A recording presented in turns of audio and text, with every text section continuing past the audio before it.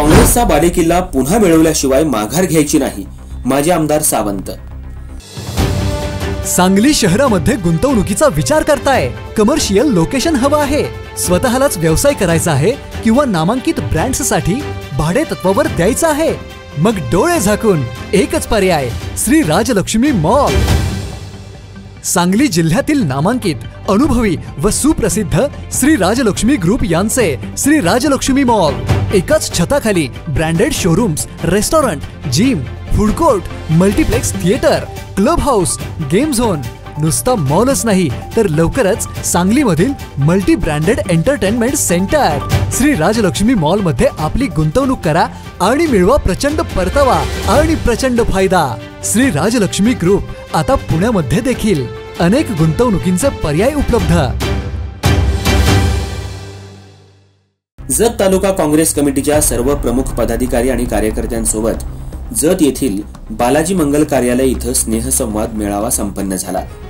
गत निवडणुकीत जतकरांनी दिलेला कौल मान्य नाही, परक्या उमेदवाराला जनतेने पसंती दिली याची खंत वाटत असली तरी प्रामाणिकपणे पाठीशी राहिलेल्यांची संख्या ही खूप मोठी असून याचा गर्व आहे। गेली 1.5 ते 2 दशक सदैव जनसेवेला अग्रक्रम दिला आहे, असं मत माजी आमदार विक्रमसिंह सावंत यांनी व्यक्त केलं। यावेळी महाविकास आघाडीतले सर्व प्रमुख नेते आणि पदाधिकारी उपस्थित होते। माजी आमदार सावंत यांनी सांगितलं, आमदार म्हणून कार्यरत असताना 250हून अधिक प्रश्न विधिमंडळात मांडले। सत्ता असो किंवा नसो, दुष्काळ, पाणी, पीक विमा, रोजगार यासह विविध प्रश्नांच्या सोडवणुकीसाठी नेटानं लढा दिला। सर्वसामान्य जतकरांच्या आणि शेतकऱ्यांच्या प्रश्नासाठी मोर्चे, आंदोलनं करत न्याय मिळवून द्यायला आग्रही भूमिका घेतली आणि यापुढेही घेत राहीन याची ग्वाही देतो।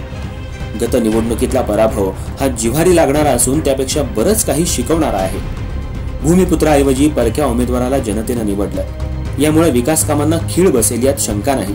मात्र विकास कामांना बाधा आली तर प्रसंगी जाब विचारून जनतेला न्याय मिळवून देणार असा शब्द या निमित्ताने मी देतो। आगामी जिल्हा परिषद, ग्रामपंचायत आणि स्थानिक स्वराज्य संस्थांच्या निवडणुकीत काँग्रेस कार्यकर्त्यांच्या आणि जनतेच्या पाठीमागे आपण सर्वजण पूर्ण ताकदीने उभं राहायचं आहे।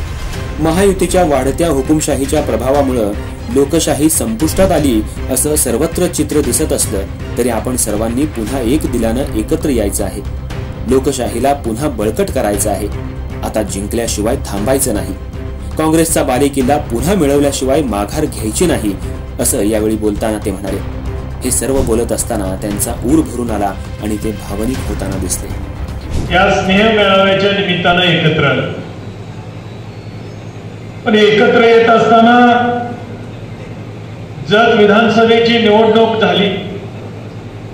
त्या निवडणुकीत प्रामुख्यानं माझा पराजय झाला आणि त्या पराजयाला कारण शोधत असताना बऱ्याच जणांनी आपली मतं मांडत असताना काही जणांनी आर्थिक जोड जोडले, काही जणांनी जातीपातीचं राजकारण जोडलं, काही जणांनी ईव्हीएमच्या संदर्भात या निमित्तानं शंका व्यक्त केल्या।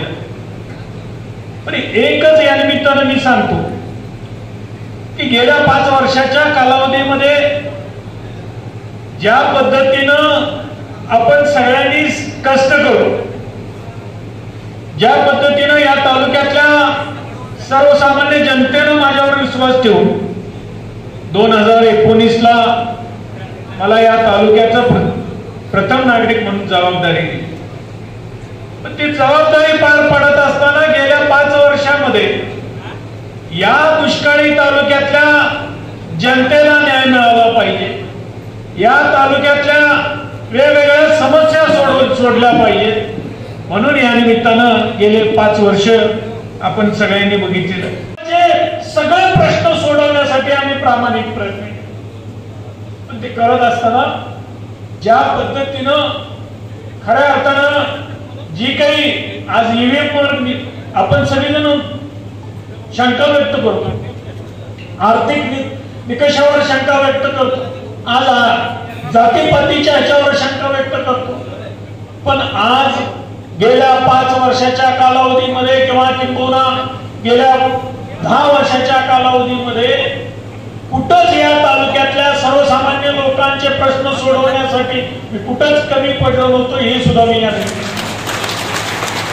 आणि त्याच जोरावर येणाऱ्या काळात सुद्धा तुमच्या सगळ्यांच्या जीवावर सुद्धा आज येणारी निवडणूक, येणारे या तालुक्याचे प्रश्न असतील, गावातले प्रश्न असतील, हे प्रामाणिक प्रयत्न आपण सगळ्यांनी करूया एवढंच या निमित्तानं मी आपल्याला आश्वासित करतो. आणि कुठेही कार्यकर्त्यांनी या निमित्तानं खचून जाण्याचं कारण नाही की आज आपण जे करणार आहोत ते या आपल्या गावातील लोकांसाठी करणार आहोत, तालुक्यातल्या लोकांसाठी करणार आहोत. हे आज ते एकत्रित आपण घेऊन आपण येणाऱ्या काळात आपण काम करूया अशा पद्धतीचे आपल्याला या निमित्तानं मी विनंती करतो. आज जे काही झालं गेलं आपण सगळेजण या निमित्तानं विसरून जाऊ.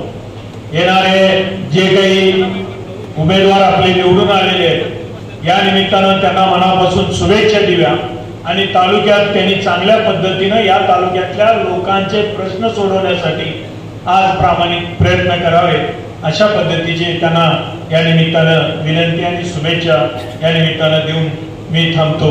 जय हिंद, जय महाराष्ट्र.